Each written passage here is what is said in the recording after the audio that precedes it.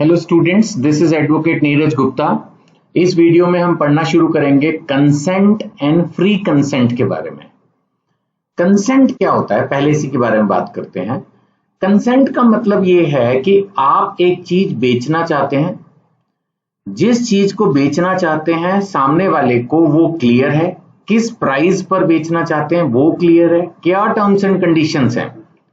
अब जैसे terms and conditions का मतलब क्या हुआ, डिलीवरी आप अभी देंगे, बाद में देंगे, अपने घर से देंगे, उसके घर पर देंगे, पैकिंग के साथ देंगे, कोई गारंटी वारंटी होगी, क्या कलर होगा, क्या साइज होगा, क्या वेट होगा, क्या यूज होगा, क्या एसेसरीज साथ में मिलेंगी। ये सारी चीजें जब सामने वाले को क्लियर है तो ये एक डेफिनेट प्रपोजल है, क्लियर प्रपोजल है, लीगल प्रपोजल है। और अगर वो उन सारी बातों को एक्सेप्ट करता है, एग्री करता है, तब ये कंसेंट है।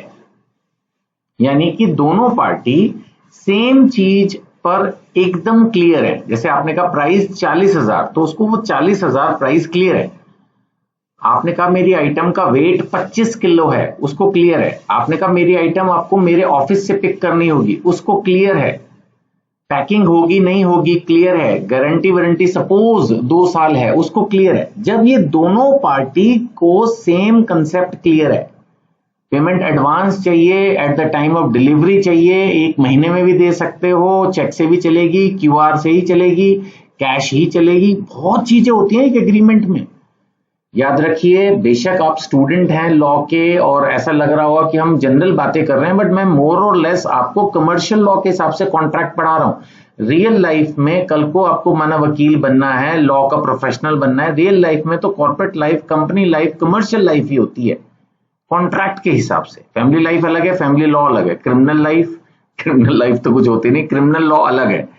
आई मीन कमर्शियल के हिसाब से ये कंसेंट बड़ा जरूरी है। इसी पर सबसे ज्यादा झगड़े होते हैं। बाद में बंदा यही कहता है आपने चीट कर दिया। चीट कहां से हुआ, वो पूरी बातें हमने बताई नहीं या पूरी बातें उसने समझी नहीं। जब तक समझी नहीं तब तक वो कंसेंट क्या हुई, वो कंसेंट प्रॉपर कंसेंट है ही नहीं। सारे झगड़े सी बातें होते हैं।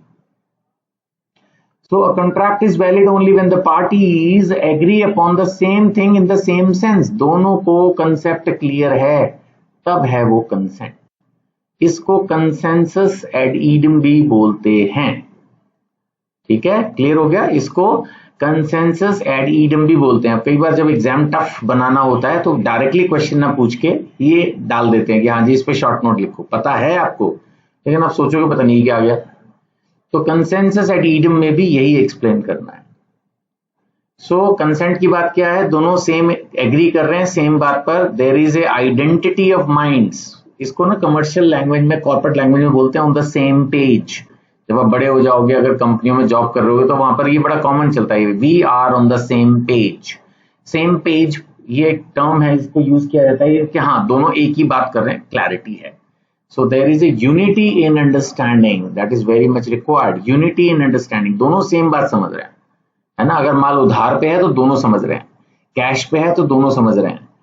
क्वांटिटी में भी कई बार कंफ्यूजन हो जाता है। आप डील कर रहे हो ये सोच के कि इसमें 5 आइटम मिलेंगी, सामने वाला सोच रहा है कि 10 मिलेंगी, 20 मिलेंगी, कंफ्यूजन।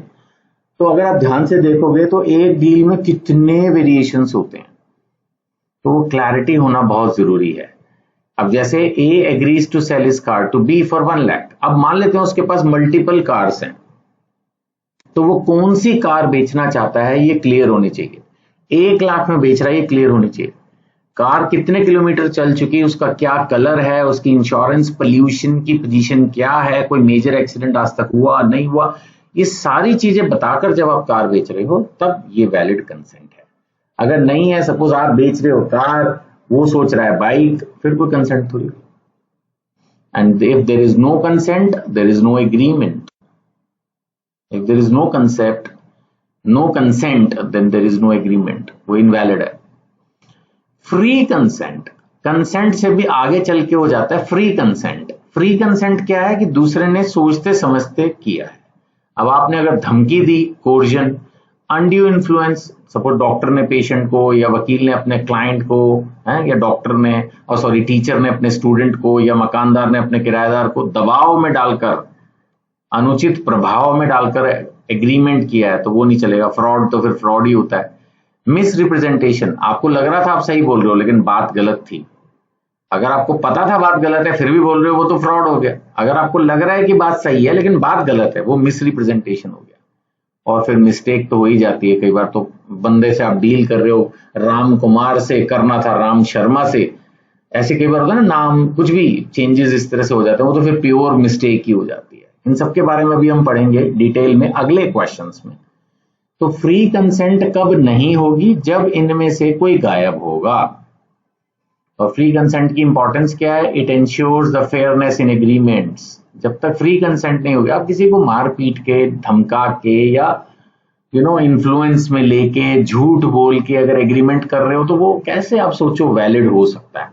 वो बात अलग है, सामने वाली पार्टी अगर चाहे कि चलो भाई ठीक है, मान लेते हैं उसने एक की जगह दूसरी कार दे दी, अब आपको लग रहा है चलो यार पैसे तो दे ही दिए, ये कार भी ठीक ही है, तो आप कॉन्ट्रैक्ट को कंटिन्यू भी कर सकते हो। वो जबरदस्ती नहीं कि कॉन्ट्रैक्ट कैंसिल ही होगा, but otherwise you have a right to cancel the contract. अब जैसे फ्री कंसेंट के कुछ एग्जांपल्स हैं, बहुत सिंपल है। A agrees to buy B's laptop for 40,000। उसने उसकी condition, features, market price check कर लिया, ठीक है, फ्री कंसेंट है। C agree to rent D's house for 1 year। उसने रेंट, टर्म्स, कोई प्रेशर नहीं, कुछ नहीं, फ्री कंसेंट है। A parent hires a tutor. उसने उसकी क्वालिफिकेशन, फीस सब कुछ देख के एक ट्यूटर को हायर कर लिया, फ्री कंसेंट है। E सेल्स इस कार टू F। दोनों उसने डॉक्यूमेंट, प्राइस, नेगोशिएशन चला के भी देख ली, फ्री कंसेंट है। एक पब्लिशिंग कॉन्ट्रैक्ट कर लिया आपने, उसके सारे क्लॉज, कोई भी एग्रीमेंट, पब्लिशिंग या कोई भी एग्रीमेंट कर लिया, उसके सारे क्लॉजेस आपने अच्छे से पढ़ लिए, किसी से चेक कराने थे वो भी करा लिए, फ्री कंसेंट। अब कब फ्री कंसेंट नहीं है? ए ने कहा अपनी जमीन मुझे बेच दे, नहीं तो मैं तेरे को मारूंगा अब उसने डर के मारे जमीन बेच दी, इसमें फ्री कंसेंट नहीं है, ये कोर्जन है। Undue influence. एक डॉक्टर ने अपने पेशेंट को अपनी प्रॉपर्टी बहुत सस्ते प्राइस पर बेचने के लिए ऑलमोस्ट मजबूर कर दिया। उसने सोचा कि दे दूंगा तो चलो ये मेरा इलाज ठीक से करता रहेगा, ये अनड्यू इन्फ्लुएंस है। नहीं, अब एक ने अपना टूटा हुआ फोन झूठ बोल के कि ये नया जैसा है बेच दिया, ये फ्रॉड है, जहां आप जानबूझ के झूठ बोलते हो। एक ने उसका कहा कि उसका प्लॉट जो है वो गवर्नमेंट से अप्रूव्ड है, उसको ऐसा लगता था अप्रूव्ड है लेकिन वो अप्रूव्ड नहीं था, उसने ढंग से पेपर्स चेक नहीं किए थे, तो उसने अपनी तरफ से सच बोला बट था वो गलत, तो ये मिस रिप्रेजेंटेशन है। इसमें भी कॉन्ट्रैक्ट वॉइडेबल है, यानी कैंसिल हो सकता है।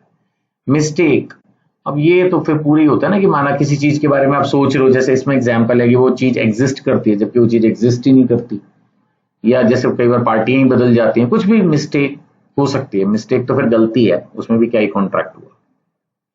तो इन सभी सिचुएशंस में कॉन्ट्रैक्ट वॉइडेबल होता है, यानी जो पीड़ित पार्टी है, जिसको नुकसान हुआ है, वो चाहे तो अपनी प्रॉपर्टी और उस कॉन्ट्रैक्ट को कैंसिल कर सकता है, राइट।